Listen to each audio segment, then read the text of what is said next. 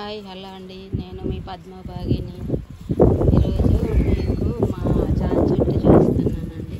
ఇదేనండి మా జామ చెట్టు. 5 years అవుతుందండి ఇది నేను నాటి ఈ తొట్టిలోనే పెట్టాను. చూడండి, ఈ మొక్క మా వదిన గారు ఇచ్చారండి.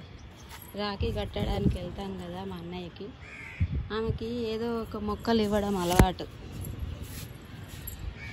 అయితే నేనైతే ఒక జామ చెట్టు మొక్క తెచ్చుకున్నాను. అయితే ఇది నేను నాటాను. ఇలా అయితే సేవ్ చేశాను నేనైతే. ప్రతిసారి కాస్తుందండి ఇది బాగానే. చూడండి ఎంత బాగా, ఇంకా మొక్కలు కూడా వేస్తుందండి.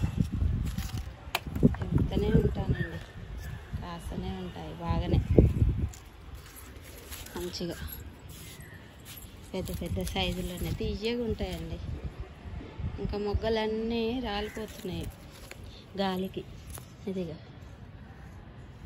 ఇక్కడైతే ఇంకా పెద్ద సైజులో వచ్చినాయి.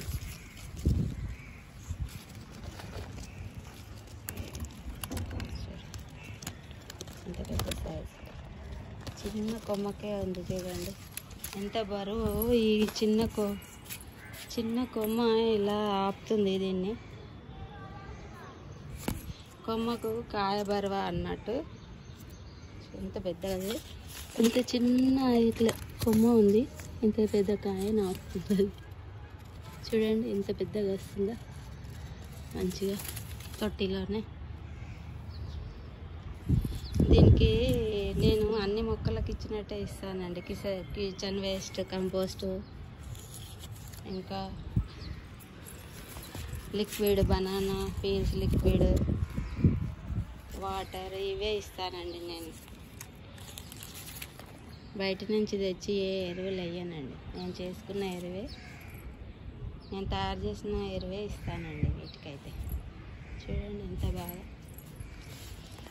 ఇంకో తొట్టిలో కూడా ఉందండి జామ చెట్టు.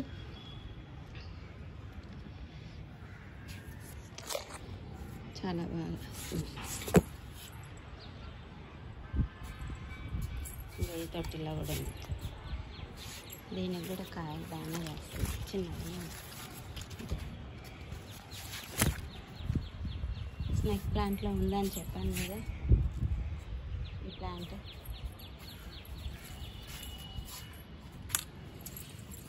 స్నేక్ ప్లాంట్లో వచ్చింది. దీన్ని ఎందుకు కట్ చేయాలా అని ఇలాగే పెట్టాను కదా. ఇట్లా అయితే బాగానే, ఇది కూడా పిందెలు అయితే వేసింది బాగా. ఇదేనండి మా గార్డెన్లో జామ చెట్లు. బాయ్ అండి.